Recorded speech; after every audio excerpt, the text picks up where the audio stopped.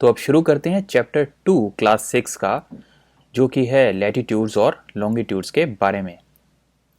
जो हमने पिछले चैप्टर में बात करी कि जो प्लैनेट अर्थ है वो एक परफेक्ट स्फीयर नहीं होता। नॉर्थ पोल और साउथ पोल से आपको इसकी शेप चपटी हुई नजर आती है।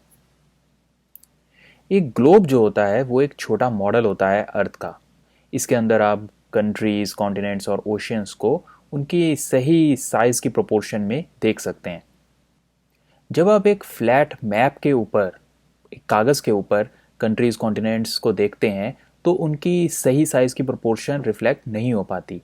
ऐसा इसलिए भी है कि आप मान लीजिए एक फ्लैट पेपर को एक स्फेरिकल ऑब्जेक्ट के ऊपर अगर चिपकाने की कोशिश करेंगे तो वो ठीक से उसके ऊपर फिट नहीं होगा, क्योंकि जब फ्लैट सरफेस के ऊपर आप कोई ट्राइंगल ड्रॉ करते हैं तो उसमें सारे एंगल्स का सम जो है वो 180 डिग्री होता है।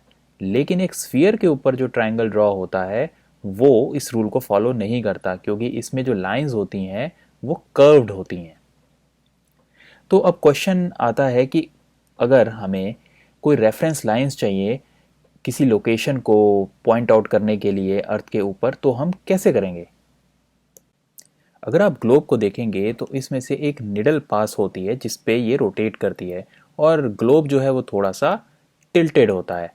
तो जो पॉइंट्स हैं जहाँ से ये निडल एंटर होती है और एग्जिट होती है, इनको हम नॉर्थ पोल जो कि यहाँ है और साउथ पोल जो कि यहाँ है कहते हैं।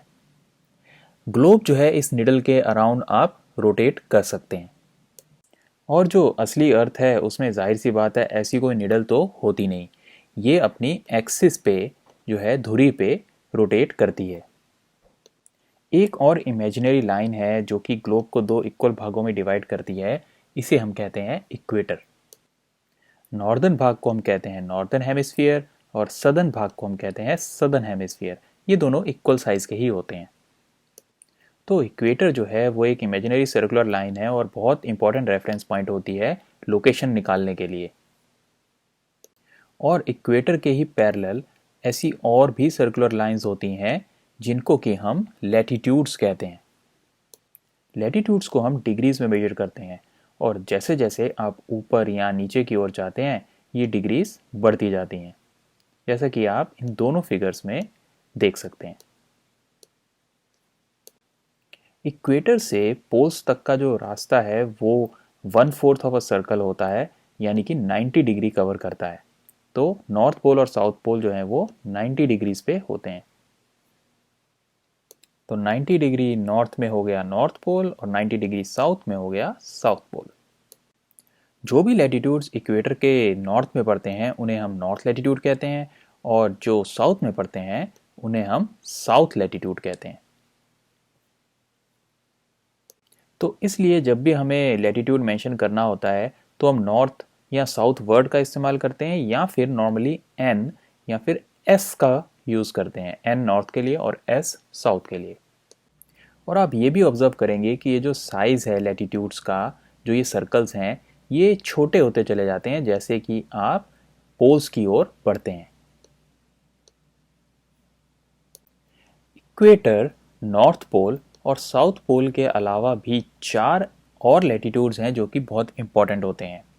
पहला है ट्रॉपिक ऑफ कैंसर, जो कि 23 डिग्री 30 नॉर्थ में प्लेस्ड है, और दूसरा है ट्रॉपिक ऑफ कैप्रिकॉन जो कि 23 डिग्री 30 साउथ में प्लेस्ड है। तीसरा है आर्कटिक सर्कल जो कि 66 डिग्री 30 नॉर्थ में है, और चौथा है अंटार्कटिक सर्कल जो कि 66 डिग्री 30 साउथ में है। अब बात करते हैं अर्थ के हीट जोन्स की। जो मिड डे सन है वो सीधा सिर के ऊपर होता है साल में एक बार एटलीस्ट ट्रॉपिक ऑफ कैंसर और ट्रॉपिक ऑफ कैप्रिकॉन के बीच वाले लैटिट्यूड्स पे।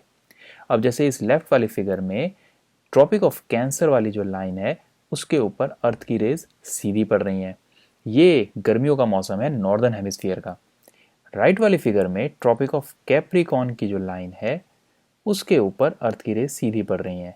ये गर्मियों का मौसम है सदर्न हेमिस्फीयर का। सन की रेज जो है वो सीधी इन्हीं लैटिट्यूड्स के बीच में पड़ती हैं, और यहाँ पे गर्मी इसलिए ज़्यादा होती है और इसको हम कहते हैं torrid zone. Tropic of Cancer के ऊपर और ट्रॉपिक ऑफ कैप्रिकॉर्न के नीचे वाले एरिया में कभी भी सन की रेज सीधी नहीं पड़ती और सन की रेज का जो एंगल है वो डिक्रीज होता चला जाता है।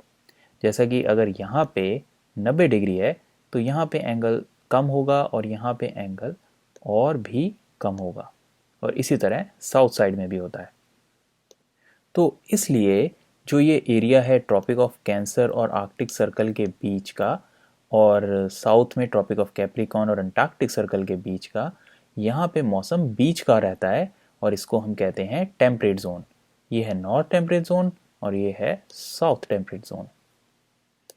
और अगर आर्कटिक सर्कल और नॉर्थ पोल के बीच के एरिया की बात करें तो ये है फ्रिजिड जोन नॉर्दर्न हेमिस्फीयर में, और अंटार्कटिक सर्कल और साउथ पोल के बीच के एरिया की बात करें तो ये है फ्रिजिड जोन सदर्न हेमिस्फीयर में। यहाँ पे ठंड बहुत ज़्यादा होती है क्योंकि जो सन है वो हॉराइजन से बहुत ऊपर जाता नहीं है, रेज जो है वो हमेशा बहुत ही एंगल पे आती हैं। लैटिट्यूड्स के अलावा हमें और भी कुछ लाइंस चाहिए जिनसे हम लोकेशन निकाल सकें, और ये होती हैं लॉन्गिट्यूड्स की, जो कि सीधी लाइन आती हैं नॉर्थ से साउथ पोल की तरफ। और अगर हमें लॉन्गिट्यूड्स का यूज़ करना है किसी की लोकेशन निकालने के लिए तो कोई एक लॉन्गिट्यूड को हमें रेफरेंस भी लेना पड़ेगा जिसके ईस्ट और वेस्ट में हम लोकेशन निकाल सकते हैं। ऐसी ही लाइन है हमारी प्राइम मेरिडियन। प्राइम मेरिडियन को हम 0 डिग्री लेते हैं और इसके ईस्ट और वेस्ट में हम डिग्रीज को बढ़ाते जाते हैं। जो लैटिट्यूड्स के सर्कल थे उनका साइज कम होता जाता था जैसे हम नॉर्थ और साउथ पोल की ओर जाते थे, लेकिन लॉन्गिट्यूड्स जो हैं वो बराबर लेंथ के होते हैं। प्राइम मेरिडियन जो है वो ग्रीनविच, जहाँ पे ब्रिटिश रॉयल ऑब्जर्वेटरी है, उसमें से पास होता है।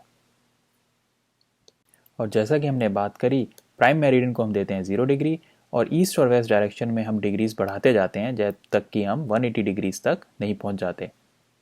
प्राइम मेरिडियन भी अर्थ को 2 इक्वल भागों में डिवाइड करता है, एक है वेस्टर्न हेमिस्फीयर और एक है ईस्टर्न हेमिस्फीयर। लॉन्गिट्यूड की डिग्रीज लिखने के बाद हम ईस्ट या वेस्ट मेंशन करने के लिए ई और डब्ल्यू लेटर का इस्तेमाल करते हैं।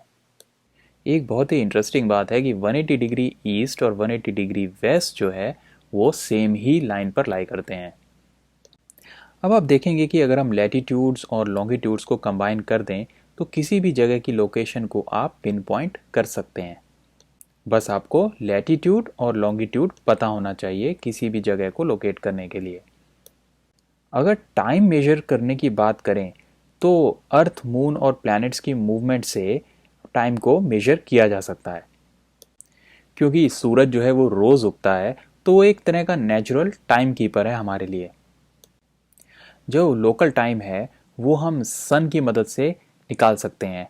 जब आपकी शैडो जो है वो सबसे छोटी हो तो हम उसको नून कहेंगे, और जब आपकी शैडो लंबी हो तो सनराइज और सनसेट होता है। प्राइम मेरिडियन के ऊपर जब सन जो है वो हाईएस्ट पॉइंट पर हो स्काई के अंदर तो मिड डे होगा पूरे प्राइम मेरिडियन के लॉन्गिट्यूड में। अब क्योंकि अर्थ जो है वो वेस्ट से ईस्ट डायरेक्शन की ओर रोटेट करती है तो जो भी ग्रीनविच के ईस्ट में पड़ेंगी जगह वहाँ पे पहले अंधेरा हो जाएगा, और जो वेस्ट में पड़ेंगी वहाँ पे बाद में अंधेरा होगा। तो जो ईस्ट में है वो अहेड होती हैं टाइम में और जो वेस्ट में है वो पीछे होती हैं टाइम में। और रोटेशन से हम टाइम को कैलकुलेट भी कर सकते हैं। कैसे? क्योंकि जो अर्थ है वो 360 डिग्री पूरी रोटेट हो जाती है 24 घंटे के अंदर लगभग। तो इसका मतलब है कि 15 डिग्री रोटेट होगी हर घंटे में और 1 डिग्री हर 4 मिनट में अर्थ रोटेट हो जाएगी। इसका मतलब है कि मान लीजिए दोपहर के 12 बज रहे हैं ग्रीनविच में, और अगर हम 15 डिग्री ईस्ट देखेंगे अगर ग्रीनविच के तो वो 60 मिनट जो है वो आगे होगा, यानी कि वहाँ पे बज रहे होंगे दोपहर के 1। और इसी तरह अगर 15 डिग्री वेस्ट में देखेंगे ग्रीनविच के तो वहाँ पे 60 मिनट पीछे होगा समय, तो वहाँ पे बज रहे होंगे सुबह के 11। और इसी तरह अगर आप बिल्कुल 180 डिग्री पीछे जाएंगे ग्रीनविच से तो वहाँ पे हो रही होगी मिडनाइट, या रात के 12 बज रहे होंगे जब दिन के 12 बज रहे होंगे ग्रीनविच में। अब जैसे जैसे लॉन्गिट्यूड चेंज होगा वैसे वैसे टाइम चेंज होता जाएगा और ये बहुत बड़ी समस्या बन जाएगी। मान लीजिए ट्रेन है कोई ईस्ट से वेस्ट की ओर जा रही है और बार बार जो है टाइम ही चेंज होता जा रहा है, तो उसका टाइम टेबल प्रिपेयर करना ही मुश्किल हो जाएगा। इसलिए हमने कुछ स्टैंडर्ड टाइम बनाए हुए हैं। जैसा कि आप इस इमेज में देख सकते हैं, कलर कोडिंग है और सेम कलर के अंदर जो है वो सेम टाइम ही रहता है। हर डिग्री पे हम टाइम नहीं चेंज करते, कुछ डिग्रीज तक हम सेम ही टाइम लेकर चलते हैं। और कंट्रीज़ भी अपने हिसाब से लोकल टाइम के स्टैंडर्ड्स बना लेती हैं। जैसा इंडिया जो है आप पूरा ही सेम कलर में देखेंगे।